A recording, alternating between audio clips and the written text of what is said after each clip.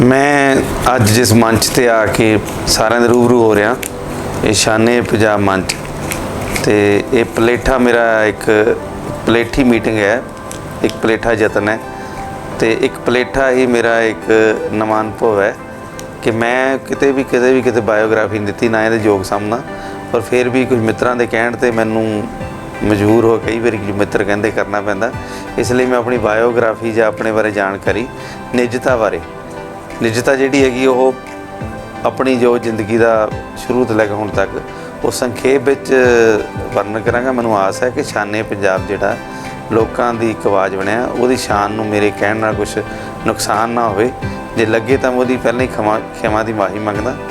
ते मेरा बचपन जिहड़ा हैगा वो खालसे दी जन्म भूमि श्री आनंदपुर साहब दे विच नूरपुर बेदी कोल प्रचंडिया पिंड पैंदा, प्रचंडा पिंड, उत्थे मेरे फादर साहब पहलां तो पटवारी लगे हुए सी, उत्थे ही मेरा जन्म होया। ते उस तो बाद 31 दसंबर 1973 का तो वो तो कुछ कई कारणों करके जो पुराने समय जन्म तरीकों का वो कुछ विस्तार सहित नहीं क्लीयर हो सकिया, पर 30/4/1971 लिखा जाता। उस तो अलावा मेरे पिता जी मैनू बचपन में ही उत्थे पढ़ाना चाहते सी, किसी सरकारी स्कूल च बदली हो गई, मैं अपने पिंड के स्कूल में आके दाखला लिया सरकारी प्राइमरी स्कूल चूड़पुर। तो उस तो बाद फिर मैट्रिक सरकारी हाई स्कूल मालेवाल तो की, उस तो बाद +2 मैं सीनियर सैकेंडरी स्कूल गढ़शंकर, उस तो बाद अगली सिक्ख्या लई मैं महाराज भूरी वाले गवर्नमेंट कॉलेज पोजेवाल विच दाखला लिया। उस दौरान ही फिर ETT विच सानूं दाखला मिल गया, छोटी उम्र में असीं ETT करके उसके बाद ही जल्दी ही सानूं जॉब मिल गई। वो तो नाल असीं फिर अपनी स्टडी जारी रखी, ग्रैजुएशन वगैरह पोस्ट ग्रैजुएशन की। उस तो बाद फिर टीचर 1995 विच आपां मई 95 इस दे नाल जिहड़ा अतीत की मैं गल करां, अतीत विच मैं बचपन तो ही थोड़ा जिहा शरारती सुभाਅ दा अपने आप नूं दसते भी तो लगता ही महसूस भी होंदा सी। उस बचपन में ही मेरा जिहड़ा पढ़न लिखण का शौक ज़्यादा सी, ते उस दे नाल पढ़ाई दे नाल अखबार साडे घर विच साडे पिता जी अखबार लैके आउंदे हुंदे सी, ते मैं उदों अखबारां पढ़नियां, सारियां पंजाबी दी अखबारां आनियां बदल के, ते वो अखबारां पढ़ते मैनूं लिखण का भी शौक पिया। ते उस दौरान आपां बहुत महंगी गेम आई सी क्रिकेट, उदों असीं एक बॉल लैण लई भी 80 90 रुपए दी जलंधरों मंगवानी किसी तो, बड़ी महंगी क्रिकेट की गेम बड़ा चिर खेडी हैगी गलियां विच जां छोटे छोटे ग्राउंड विच। ते कबड्डी दी भी कबड्डियां लोगों ने देख के पाइयां, पर नहीं सफलता नहीं किते गेम च मिली। पर लेखनी विच साडा जिहड़ा शौक सी, किताबां पढ़नियां, मैगजीन पढ़ने, अखबारां पढ़नियां, वो पढ़ते सानूं जिहड़ा एक नवा प्लेटफार्म जिहड़ा असल जाना मेरा जिहड़ा प्लेटफार्म सी लिखण पढ़न दा सी। मैं रचनावां गीत भी लिखे, कवितावां भी लिखियां, बहुत सारे मैगजीन अखबारां में छपे भी है, तो बहुत सारे अणछपे रह गए है। तो मेरा असल शौक जिहड़ा सी वो पंजाबी गीतकारी दा सी, एक पंजाबी गीतकार बनना। पर समय वक्त ने जिद्दां संभालते आपां उस वेले इस चीज़ नूं बड़ा महंगा सी, उदों गीतकारी की गल करनी, कंपनियां जिवें सागा कंपनी हो गई, TPM हो गई, साडा शौक होंदा सी TPM सागा विच ही आपां होना, पर TPM सागा विच नहीं आ सके, तो वो साडा शौक दबिया रह गया। उस तो बाद थोड़ा चलते चलाते अध्यापन के किते विच आके मन च इच्छा आई, साडे गुरुदेव महाराज जी ने कहा सी कि तुसीं ना महाराज ब्रह्मानंद जी भूरी वालियां ने कि तैनूं एक नौकरी जिहड़ी कोटे नाल स्याहा मार लिया, मतलब छेती मिल गई हुई है, पढ़ा रहे हो। कुछ चिर तां असीं भी पढ़ाउण दे मामले कताही की नਵੇਂ समय विच। उस तो बाद जदों भी असीं किसी भी स्कूल विच गए आ तां उत्थे कोई नवां विलखण करन दा काम कीता, जिहदे विच एजुकेशन विच कोई नवीं पिरतां पाणियां जां एजुकेशन लोकां दा सहयोग लेना, करदे करांदे इस तरह ही फिर हुण तक 2.5 दहाके हो गए आपां नूं लगभग कि असीं एजुकेशन खेत्र विच ही जो कोई सोचिया नहीं सी है वो पिछले 2-3 सालां च हो गया मेरे नाल कि एक स्कूल विच सियावलपुर विच जा काम करन दा मौका मिलिया। तो परमात्मा की कोई सवली नज़र हुई, कोई मेरे मित्रों ने सहयोग शुरू किया सी, तो उस सहयोग तो बाद कुछ स्टैप इदां दा चक हो गया तो कि मैनू जिहड़ा तुसीं जिस मामले करके इत्थे बुलाते स्टेट अवार्ड करके टीचर स्टेट राज पुरस्कार जिहड़ा एक टीचिंग के खेत्र में मिलिया, मैं तो अपने आप को योग नहीं समझना, पर फिर भी ਸਮਾਜਿਕ ਕਦਰਾਂ ਕੀਮਤਾਂ ਵਿੱਚ ਜੋ ਕਿ ਡਿਪਾਰਟਮੈਂਟ ਕਹਿੰਦਾ ਜਾਂ ਮਿੱਤਰ ਕਹਿੰਦੇ ਆ, ਉਹਨਾਂ ਦਾ ਪੂਰਾ ਮਾਣ ਸਨਮਾਨ ਆਦਰ ਸਤਿਕਾਰ ਜਿਹੜਾ ਸਾਡਾ ਉਹ ਅਖਲਾਕੀ ਫਰਜ਼ ਹੈ। ਮੇਰਾ ਤਾਂ ਇੱਕੋ ਹੀ ਹੁੰਦਾ ਆਦੇਸ਼ ਕਿ ਜਿੱਥੇ ਵੀ ਕੰਮ ਕਰ ਰਹੇ ਤਾਂ ਸਾਡੇ ਗੁਰੂ ਮਹਾਰਾਜ ਜੀ ਕਹਿੰਦੇ ਹਾਕਾਂ ਪੈ ਜਾਣ। ਕਈ ਵਾਰੀ ਬਹੁਤ ਸਮੱਸਿਆ ਆਉਂਦੀ ਹੈ, ਪਰ ਮੇਰਾ ਇੱਕ ਅਨੁਭਵ ਹੈ ਕਿ ਹੁਣ ਜਿਹੜੀ ਮਨੁੱਖਤਾ ਵਿੱਚੋਂ ਇਨਸਾਨੀਅਤ ਜਿਹੜੀ ਮੰਨਫੀ ਹੁੰਦੀ ਜਾ ਰਹੀ ਹੈ, ਹਰੇਕ ਖੇਤਰ ਵਿੱਚ ਜਿਹੜੀ ਇਨਸਾਨੀਅਤ ਮੰਨਫੀ ਹੁੰਦੀ ਜਾ ਰਹੀ ਹੈ। ਨਿੱਜਤਾ ਦਾ ਜਿਹੜਾ ਕੰਮ ਹੈ ਉਹ ਸਾਰੇ ਖੇਤਰਾਂ 'ਚ ਬਹੁਤ ਹੋ ਗਿਆ। ਮੈਂ ਫ੍ਰੀਲਾਂਸਰ ਸਟਿੰਗਰ ਰਿਹਾ ਬਹੁਤ ਚਿਰ, ਕੋਈ ਕਿਸੇ ਅਖਬਾਰ ਤੋਂ ਕੋਈ ਕਿਸੇ ਤਰ੍ਹਾਂ ਦੀ ਕੋਈ ਸੈਲਰੀ ਨਹੀਂ ਲਈ। ਅਤੇ ਹਾਂ, ਮੈਨੂੰ ਅਖਬਾਰਾਂ ਨੇ ਦਿੱਤਾ ਬਹੁਤ ਕੁਛ ਹੈ, ਸੈਲਰੀ ਤੋਂ ਇਲਾਵਾ ਵੀ ਦਿੱਤਾ, ਕਈਆਂ ਅਖਬਾਰਾਂ ਨੇ ਸੈਲਰੀ ਵੀ ਦਿੱਤੀ ਹੈ, ਪਰ ਕੁਛ CSR ਦੇ ਨਿਯਮਾਂ ਅਨੁਸਾਰ ਅਸੀਂ ਫ੍ਰੀਲਾਂਸਰ 'ਤੇ ਹੀ ਕੰਮ ਕੀਤਾ। ਅਤੇ ਹੁਣ ਵੀ ਥੋੜ੍ਹਾ ਬਹੁਤ ਜਿਹੜਾ ਕੰਮ ਕਾਰੋਬਾਰ ਅਸੀਂ ਜਾਂ ਹੋਰ ਕਿਤੇ ਸ਼ੌਕ ਹੈਗਾ ਉਹ ਕਿਤੇ ਕਲਮ ਘਿਸਾ ਲਈਦੀ ਆ, ਪਰ ਬਹੁਤ ਲੰਬੀ ਦੂਰ ਦੀ ਗੱਲ ਹੈ। ਹਜੇ ਵੀ ਮਨ 'ਚ ਇੱਛਾ ਹੈ ਕਿ ਅਸੀਂ ਇੱਕ ਜਰਨਲਿਸਟ ਦੇ ਤੌਰ 'ਤੇ ਲੋਕਾਂ ਦੇ ਵਿੱਚ ਇੱਕ ਪੂਰਨ ਤੌਰ 'ਤੇ ਪੇਸ਼ ਆਈਏ, ਪਰ ਕੁਛ ਕਾਰਨਾਂ ਕਰਕੇ ਨਹੀਂ ਹੈ। ਪਰ ਮੈਂ ਸ਼ਾਨੇ ਪੰਜਾਬ ਤੋਂ ਅੱਜ ਮੈਂ ਇਹ ਜ਼ਰੂਰ ਦੱਸਣਾ ਚਾਹੁੰਦਾ ਕਿ ਸ਼ਾਇਦ 1.5 ਸਾਲ ਜਾਂ ਸਾਲ 2 ਸਾਲ ਤੱਕ ਮੈਂ ਇੱਕ ਜਰਨਲਿਸਟ ਤੌਰ 'ਤੇ ਵੀ ਸਾਰਿਆਂ ਸਾਹਮਣੇ ਪੂਰਨ ਤੌਰ 'ਤੇ ਆਉਣ ਦੀ ਇੱਛਾ ਰੱਖਦਾ। ਪਰਮਾਤਮਾ ਕਰੇ ਸ਼ਾਨੇ ਪੰਜਾਬ ਦੇ ਸਾਹਮਣੇ ਜਿਹੜਾ ਮੈਂ ਐਲਾਨ ਕੀਤਾ, ਇਹ ਮੇਰਾ ਇੱਕ ਐਲਾਨ ਜਿਹੜਾ ਮੇਰਾ ਇੱਕ ਪੱਕੇ ਤੌਰ 'ਤੇ ਇੱਕ ਇਹਦੇ ਵਿੱਚ ਸਫਲਤਾ ਹੀ ਮਿਲ ਜਾਵੇ।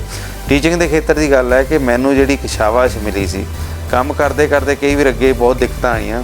ਕੋਈ ਵਕਤ ਹੁੰਦਾ ਸੀ ਜਦੋਂ ਅਸੀਂ ਕੰਮ ਕਰਦੇ ਸੀ ਟੀਚਿੰਗ ਵਿੱਚ, ਤਾਂ ਉਸ ਸਮੇਂ ਦੀ ਸਰਕਾਰ ਨੇ ਸਾਨੂੰ ਸਜ਼ਾਵਾਂ ਦੇ ਦਿੱਤੀਆਂ, ਜਾਂ ਤੁਸੀਂ ਸੱਚ ਬੋਲਣਾ ਜਾਂ ਕਿਸੇ ਨਾਲ ਕੋਈ ਗੱਲ ਕਰਨੀ ਆ। ਪਰ ਇਹ ਸਰਕਾਰ ਇਹੋ ਜਿਹੀ ਸਰਕਾਰ ਆਈ ਕਿ ਇਹਨਾਂ ਦੇ ਅਫਸਰ ਸ਼੍ਰੀ ਕ੍ਰਿਸ਼ਨ ਕੁਮਾਰ ਜੀ, ਕਿ ਉਹਨਾਂ ਦੀ ਇਹੋ ਜਿਹੀ ਸਵੱਲੀ ਨਜ਼ਰ ਹੋਈ। ਮੈਂ ਤਾਂ ਆਪਣੇ ਆਪ 'ਚ ਕਦੇ ਸਮਝਿਆ ਨਹੀਂ ਹੈ ਕਿ ਮੈਂ ਰਾਜ ਪੁਰਸਕਾਰ ਦੇ ਯੋਗ ਵੀ ਹਾਂ, ਕਿਉਂਕਿ ਮੇਰੇ 'ਤੇ ਬਹੁਤ ਸਾਰੇ ਵੱਡੇ ਵੱਡੇ ਧੱਬੇ ਲੱਗੇ ਹੋਏ ਆ, ਬਹੁਤ ਸਾਰੀਆਂ ਸਮੱਸਿਆਵਾਂ ਆਈਆਂ ਹੈਗੀਆਂ, ਜਿਨ੍ਹਾਂ ਕਰਕੇ ਸਾਨੂੰ ਇੱਕ ਮੈਂ ਆਪਣੇ ਆਪ 'ਤੇ ਹੀਨ ਭਾਵਨਾ ਤਾਂ ਨਹੀਂ ਸਮਝਦਾ, ਪਰ ਮੈਂ ਆਮ ਟੀਚਰਾਂ ਦੇ ਵਿੱਚੋਂ ਵੀ ਆਪਣਾ ਆਪ ਨੂੰ ਟੀਚਰ ਨਹੀਂ ਸਮਝਦਾ। ਅਤੇ ਮੈਂ ਆ ਜਿਹੜਾ ਸਟੇਟ ਰਾਜ ਪੁਰਸਕਾਰ ਕਰਕੇ ਜਿਹੜਾ ਮੈਸੇਜ ਦੇਣ ਲੱਗਿਆ, ਮੈਂ ਕਹਿੰਦਾ ਕਿ ਮੈਂ ਇੱਕ ਪੂਣੀ ਨਹੀਂ ਕੱਤੀ ਅਜੇ, ਹੈ ਨਾ, ਗੋਟੇ ਪਏ ਸੀ, ਪੂਣੀ ਥੋੜ੍ਹੀ ਕੱਤਣ ਵਿੱਚ ਹੀ ਮੈਨੂੰ ਰਾਜ ਪੁਰਸਕਾਰ ਮਿਲ ਗਿਆ। ਜੇ ਸਾਰੇ ਹੀ ਲੋਕ ਆਪਣੇ ਆਪਣੇ ਕਿੱਤੇ ਨੂੰ ਸਮਰਪਿਤ ਹੋ ਕੇ ਕੰਮ ਕਰਦੇ ਆ, ਤਾਂ ਮੈਂ ਕਹਿੰਦਾ ਪਰਮਾਤਮਾ ਉਹਨਾਂ ਨੂੰ ਨਾ ਜ਼ਰੂਰ ਸ਼ਾਨੇ ਪੰਜਾਬ ਮੁਤਾਬਕ, ਜਿੱਦਾਂ ਹੈ ਇਹ ਚੈਨਲ ਦੀ ਗੱਲ ਕਰਦੇ ਹਾਂ ਆਪਾਂ ਜਾਂ ਇੱਕ ਜ਼ਰੀਆ ਮੀਡੀਆ ਦਾ, ਇੱਦਾਂ ਹੀ ਸਾਰਿਆਂ ਦੀ ਜਿਹੜੀ ਸ਼ਾਨ ਹੈਗੀ ਉਹ ਪਰਮਾਤਮਾ ਵਧਾਉਂਦਾ ਜ਼ਰੂਰ ਹੈ। ਦੂਸਰੀ ਗੱਲ ਹੈ ਸਮਾਜ ਸੇਵਾ ਦਾ ਜਿਹੜਾ ਖੇਤਰ ਹੈ, ਹਰੇਕ ਬੰਦਾ ਆਪਣੇ ਆਪਣੇ ਖੇਤਰ ਵਿੱਚ ਮਹਾਰਤ ਹੈਗੀ ਉਹਦੀ। ਕੋਈ ਸੜਕ 'ਤੇ ਕੰਮ ਕਰਦਾ, ਕੋਈ ਖੇਤ 'ਚ ਕੰਮ ਕਰਦਾ, ਕੋਈ ਕਿਸੇ ਖੇਤਰ 'ਚ ਕੰਮ ਕਰਦਾ, ਹਰੇਕ ਹੀ ਮੈਂ ਤਾਂ ਕਹਿੰਦਾ ਸਾਰੇ ਹੀ ਰਾਜ ਪੁਰਸਕਾਰ ਤਾਂ ਉਹਨਾਂ ਦੇ ਮੂਹਰੇ ਕੁਛ ਵੀ ਹੈ ਨਹੀਂ ਗੇ। ਪਰ ਮੈਂ ਇੱਕ ਜ਼ਰੂਰ ਜਾਣਦਾ, ਜਿਨ੍ਹਾਂ ਨੇ ਕੰਮ ਕਰਕੇ ਕਿਸੇ ਮੰਗਣ ਦੀ ਇੱਛਾ ਨਹੀਂ ਰਹੀ ਹੈ, ਉਹ ਤਾਂ ਮੈਂ ਉਹਨਾਂ ਨੂੰ ਕਹਿੰਦਾ ਹੁੰਦਾ ਵੀ ਉਹਨਾਂ ਤੋਂ ਪਰਮਾਤਮਾ ਦਾ ਬਹੁਤ ਸਰਵੋਤਮ ਪੁਰਸਕਾਰ ਮਿਲਿਆ ਆ।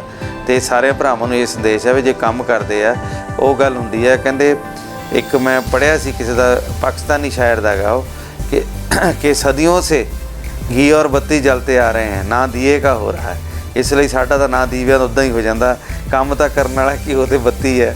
ਇਸ ਕਰਕੇ ਕਦੇ ਵੀ ਮਨ 'ਚ ਗੱਲ ਨਹੀਂ ਰੱਖਣੀ ਹੈ ਕਿ ਜੇ ਮੈਂ ਕੰਮ ਅਸੀਂ ਕੀਤਾ ਵੀ ਨਾਂ ਦੀਵੇ ਦਾ ਹੁੰਦਾ, ਹੋਰ ਦਾ ਨਾਂ ਹੁੰਦਾ। ਇਸ ਲਈ ਜਿਹਨਾਂ ਲੋਕਾਂ ਦਾ ਮੈਂ ਕੰਮ ਅੱਗੇ ਕਰਕੇ ਜਾਂ ਜਿਹਨਾਂ ਦਾ ਕਈ ਵਾਰੀ ਹੁੰਦਾ ਹੈਗਾ ਕਿ ਜਿਹੜਾ ਮੈਨੂੰ 24 'ਚ ਅਵਾਰਡ ਦਿੱਤਾ ਗਿਆ ਹੈਗਾ, ਕਿਸੇ ਬੰਦੇ ਨੇ ਕਿਸੇ ਬੰਦੇ ਦਾ ਜਿਹੜਾ ਅਵਾਰਡ ਹੈਗਾ ਉਹ ਕਿਸੇ ਹੋਰ ਦੀ ਯੋਗਤਾ ਬਣਦੀ ਸੀ। ਅਤੇ ਮੈਂ ਤਾਂ ਫਿਰ ਇਹ ਸੰਦੇਸ਼ ਦਿੰਦਾ ਕਿ ਸदियों से घी और बत्ती जलते आ रहे हैं, ना दिए का हो ਰਿਹਾ। ਪਰ ਫਿਰ ਵੀ ਗੱਲ ਇਹ ਸੋਚਣੀ ਘਿਓ ਔਰ ਬੱਤੀ ਤੋਂ ਬਿਨਾਂ ਦੀਵਾ ਵੀ ਨਹੀਂ ਜਲਦਾ ਹੈਗਾ। ਜੇ ਘਿਓ ਨਹੀਂ ਹੋਊ ਤਾਂ ਵੀ ਦੀਵਾ ਖਤਮ ਹੈ, ਜੇ ਬੱਤੀ ਨਹੀਂ ਹੋਊ ਤਾਂ ਵੀ ਦੀਵਾ ਖਤਮ ਹੈ। ਦੂਸਰੀ ਗੱਲ, ਜੇ ਨਾ ਦੀਵੇ ਦਾ ਹੋ ਰਿਹਾ ਫਿਰ ਦੀਵੇ ਉਹਲੇ ਹਨੇਰਾ ਵੀ ਰਹਿੰਦਾ ਹੈਗਾ, ਕਿਉਂਕਿ ਦੀਵੇ ਦੀ ਇੰਨੀ ਕੋਈ ਪ੍ਰਾਪਤੀ ਵੱਡੀ ਨਹੀਂ ਹੁੰਦੀ ਹੈਗੀ। ਇਸ ਲਈ ਹਾਂ, ਜਿਸ ਤਰ੍ਹਾਂ ਕਿਹਾ ਜਾਂਦਾ ਹੈ ਕਿ ਜ਼ਿੰਦਗੀ ਵਿੱਚ ਗਮਾਂ ਅਤੇ ਦੁੱਖਾਂ ਤੋਂ ਬਚ ਕੇ ਰਹਿਣਾ ਹੈ ਮਹਾਲ, ਕੌਣ ਬਿਨ ਭੇਜਿਆ ਪਾਣੀਆਂ ਨੂੰ ਤਰ ਲਵੇ। ਇਸ ਤਰ੍ਹਾਂ ਬਹੁਤ ਸਾਰੇ ਦੁੱਖ ਆਉਂਦੇ, ਇਹਨਾਂ ਦੁੱਖਾਂ ਨੂੰ ਘਟਾਉਣ ਲਈ ਇਹਨਾਂ ਦੇ ਵਿੱਚ ਇੱਕ ਬਹੁਤ ਵੱਡੀ ਮਾਤਾ ਪਿਤਾ ਦਾ ਆਸ਼ੀਰਵਾਦ ਹੁੰਦਾ। ਮੇਰੇ ਪਿਤਾ ਜੀ 1984 ਵਿੱਚ ਹੀ ਸਾਨੂੰ ਸਦੀਵੀ ਵਿਛੋੜਾ 'ਚ ਦੇ ਗਏ ਸੀ। ਮੈਂ ਤਾਂ ਪ੍ਰਾਇਮਰੀ ਕਲਾਸ ਦਾ ਹੀ ਵਿਦਿਆਰਥੀ ਸੀ। ਅਤੇ ਉਹ ਤੋਂ ਬਾਅਦ ਸਿਸਟਮ ਇਹ ਹੋ ਗਿਆ ਸੀ ਕਿ ਮੈਂ ਇੱਕ ਵਾਰੀ ਮਤਲਬ ਪੈਰੋਂ ਥਿੜ ਗਏ ਸੀ, ਪਰ ਮੇਰੀ ਮਾਂ ਨੇ ਬੜਾ ਸਿਤਮ ਰੱਖ ਕੇ ਸਾਨੂੰ ਸਿਰ 'ਤੇ ਕਿਤਾਬਾਂ ਚੱਕ ਕੇ ਦੂਰੋਂ 10-10 ਕਿਲੋ ਕਿਤਾਬਾਂ ਲਿਆ ਕੇ ਉਹ ਮੈਨੂੰ ਕਹਿੰਦੇ ਸੀ ਕਿ ਤੈਨੂੰ ਮੈਂ ਟੀਚਰ ਲਾਉਣਾ, ਤੂੰ ਵਧੀਆ ਟੀਚਰ ਬਣ ਸਕਦਾ। ਅਤੇ ਉਹਦੇ ਵਿੱਚ ਮੇਰੀ ਮਾਤਾ ਜੀ ਦਾ ਬਹੁਤ ਯੋਗਦਾਨ ਵੱਡਾ। ਬਾਕੀ ਮੇਰੀਆਂ ਚਾਰੇ ਭੈਣਾਂ ਨੇ ਮੈਨੂੰ ਬੜੇ ਲਾਡ ਨਾਲ ਪਾਲਿਆ, ਵੱਡੀਆਂ ਸੀ 3। ਅਤੀਤ ਦੇ ਪਰਛਾਵੇਂ ਨਾਵਲ ਦੀ ਗੱਲ ਸੀ ਇਹ। ਇਸ ਤਰ੍ਹਾਂ ਹੀ ਮੇਰੇ ਪਿਤਾ ਜੀ ਸਵਰਗਵਾਸੀ ਹਰੀਰਾਮ ਪਟਵਾਰੀ, ਮੈਂ ਅਕਸਰ ਅਖਬਾਰ 'ਚ ਕਈ ਵਾਰੀ ਲਿਖਦਾ ਪਰਮ ਹਰੀ ਸੁਦਾਗਰ। ਮੈਨੂੰ ਕਈ ਵਾਰ ਸਵਾਲ ਕੀਤਾ, ਮੈਂ ਅੱਜ ਕਲੀਅਰ ਕਰਨਾ ਚਾਹੁੰਦਾ। ਸੁਦਾਗਰ ਮੇਰੇ ਬਾਬਾ ਜੀ ਦਾ ਨਾਂ ਸੀ, ਹਰੀ ਮੇਰੇ ਪਿਤਾ ਜੀ ਦਾ, ਪਰਮ ਮੇਰਾ। ਤੇ ਮਾਤਾ ਜੀ ਅਮਰ ਕੌਰ ਜੀ, ਵੱਡੇ ਬ੍ਰਦਰ ਫਤਿਹ ਚੰਦ ਪਟਵਾਰੀ, ਜਿਨ੍ਹਾਂ ਨੇ ਮੈਨੂੰ, ਜਿਨ੍ਹਾਂ ਦੀ ਜੇਬ ਮੇਰੇ ਲਈ ਨਾ ਹਰਦਮ ਖੁੱਲ੍ਹੀ ਰਹਿੰਦੀ ਸੀ।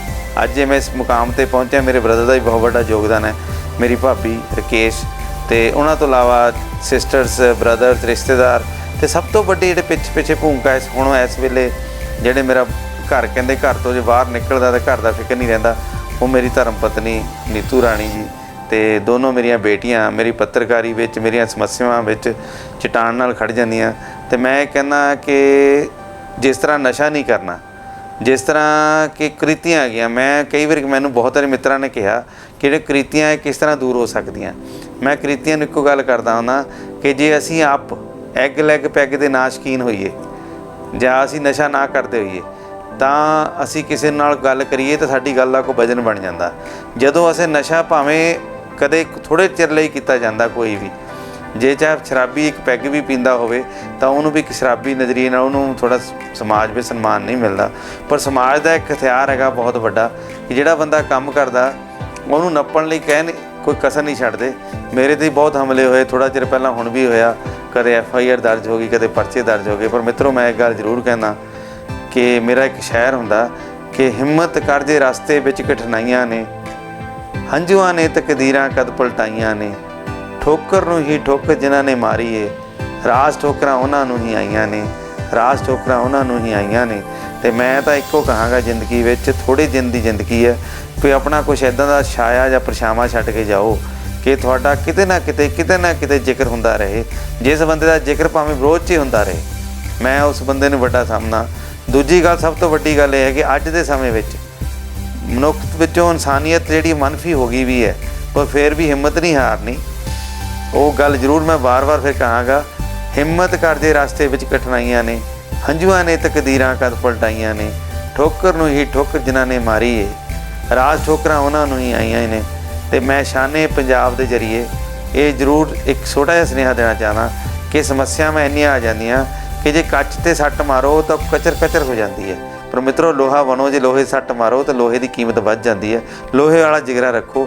ਬਹੁਤ ਸਮੱਸਿਆਵਾਂ ਆਉਂਦੀਆਂ, ਤੁਹਾਡੀ ਮਨਸ਼ਾ, ਤੁਹਾਡੀ ਇੱਛਾ ਸ਼ਕਤੀ ਇੰਨੀ ਸਟਰੋਂਗ ਹੋਣੀ ਚਾਹੀਦੀ ਹੈ, ਇੰਨਾ ਨਿਸ਼ਾਨਾ ਵਧੀਆ ਹੋਣਾ ਚਾਹੀਦਾ ਕਿ ਜੋ ਨਤੀਜਾ ਹੋਵੇ ਉਹ ਆਖਰ ਤੁਹਾਡੇ ਹੱਕ 'ਚ ਹੋਊਗਾ।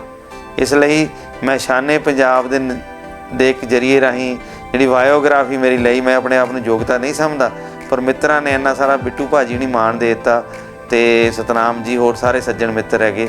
ਬਹੁਤਿਆਂ ਨੂੰ ਮੇਰੀ ਜਿਹੜੀ ਭਾਸ਼ਾ ਹੈਗੀ ਉਹ ਚੰਗੀ ਨਹੀਂ ਲੱਗਦੀ ਹੁੰਦੀ, ਮੈਂ ਉਹਦੇ ਲਈ ਕਿਤਾਈ ਕਿਤੇ ਨਾ ਕਿਤੇ ਕੀਤੀ ਹੈ। ਸ਼ਬਦਾਂ ਦੇ, ਹਰਫਾਂ ਦੇ ਹੇਰ-ਫੇਰ ਵਿੱਚ ਕਈ ਵਾਰੀ ਸਾਡੇ ਕੋਲ ਊਣਾਪਣ ਰਹਿ ਜਾਂਦਾ। ਮੈਂ ਕਿਤੇ ਵੀ ਕੋਈ ਊਣੀ ਗੱਲ ਕੀਤੀ ਦੀ ਖਿਮਾ ਦੀ ਜਾਚਨਾ ਕਰਦਾ, ਮਾਫ਼ੀ ਮੰਗਦਾ। ਤੇ ਮੇਰਾ ਇੱਕੋ ਸੁਨੇਹਾ ਕਿ ਜਿਸ ਵੀ ਖੇਤਰ ਵਿੱਚ, ਜਿਸ ਵੀ ਸਟੈਂਡ 'ਤੇ ਖੜ੍ਹੇ ਆ, ਆਪਣਾ ਸਟੈਂਡ ਰੱਖੋ, ਭਾਵੇਂ ਗਰਦਨ ਲੈਂਦੀ ਲੈ ਜਾਵੇ, ਪਰ ਜਿਹੜਾ ਨਜ਼ਰੀਆ ਸਾਡਾ ਉਸਾਰੂ ਹੋਣਾ ਚਾਹੀਦਾ। ਧੰਨਵਾਦ ਜੀ, ਸਤਿ ਸ਼੍ਰੀ ਅਕਾਲ, ਸਤਿ ਸ੍ਰੀ ਅਕਾਲ।